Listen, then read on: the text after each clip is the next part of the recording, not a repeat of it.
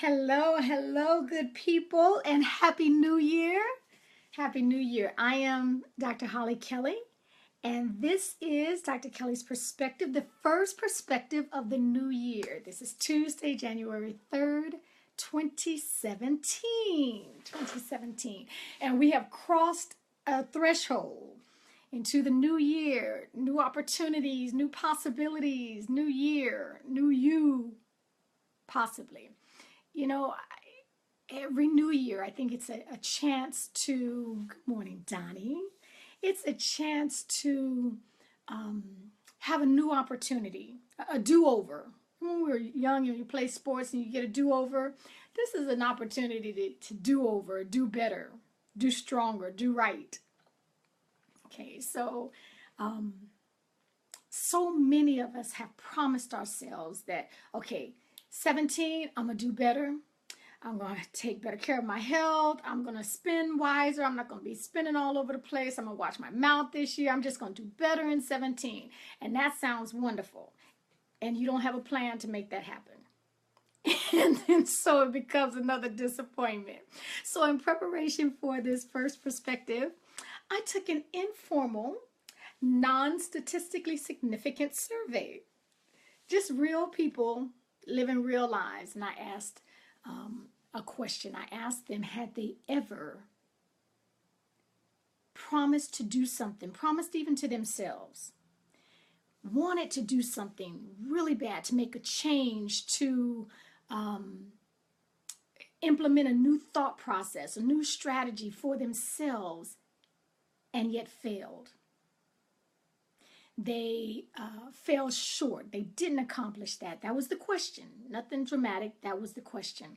And as you can suspect, it was a 100% across the board. Yes, they had done that.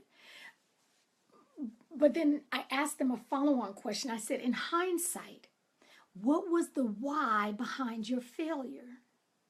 I personally do not believe failure is a curse word. It is a beautiful thing. To fail is, you headed towards some growth. But what was the why behind that? So if you've watched any of these perspectives for that long a period, you know that leadership and personal development, personal growth turns me on. So when I heard all these responses, I got really excited, drank a whole lot of Exciterade, because I can see the possibilities of a whole new set of people that want to do better. Missing some tools, but they want to do better. And so I always just start like this. Nothing works unless you do. And nothing changes unless you do. If we don't change, but we're expecting a change because it's a new year and the calendar flipped over, we're in for disappointment. It doesn't work like that. For everyone else who is willing to do and learn new skills and implement them, this new year, new you, that can be truth for you. Okay, so let me tell you the results of my survey, because I believe you can relate. I related to every single one. I said I got real people with real lives to answer this. So some of the reasons that they made mention that they could not or did not succeed in the changes they wanted were, they admitted, look, I was not all in. I was not at 100%. I was not fully committed. They were in the wrong environment to succeed. Who you surround yourself with matters. Jim Rohn said that we are the compilation of the 5 people we surround ourselves most with. That's who we are. So you might want to check your fave 5, and because that's who you are. But they were in the wrong environment to succeed. A lot of self-sabotage going on.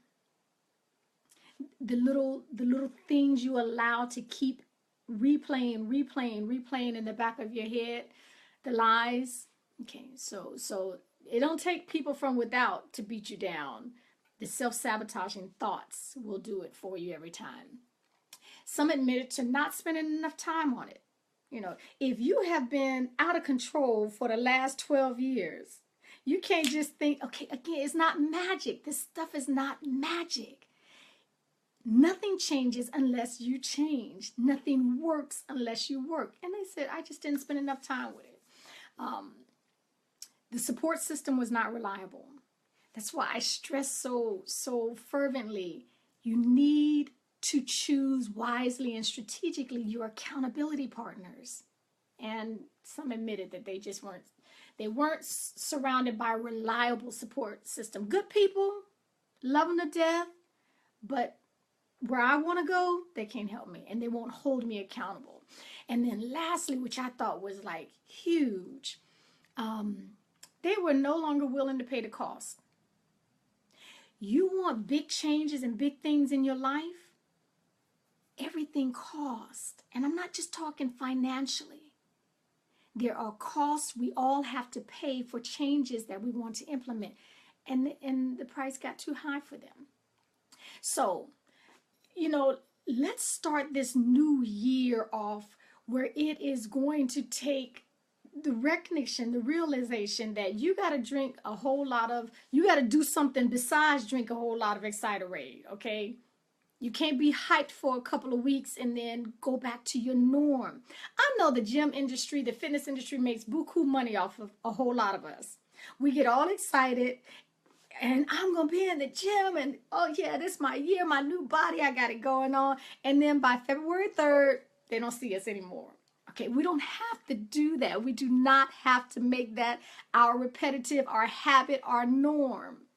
We don't have to do that. So I'm going to be spending a few perspectives on this, okay, because I want to see us make a difference in our lives, okay, not just this. So, new year, but what's new? Okay, so let's do better. We're going to be doing that for a couple of perspectives. I see so many of you have joined me, even some West Coast folks out here.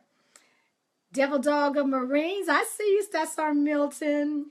Okay, thank you for joining me, and I hope you take this journey with me, okay?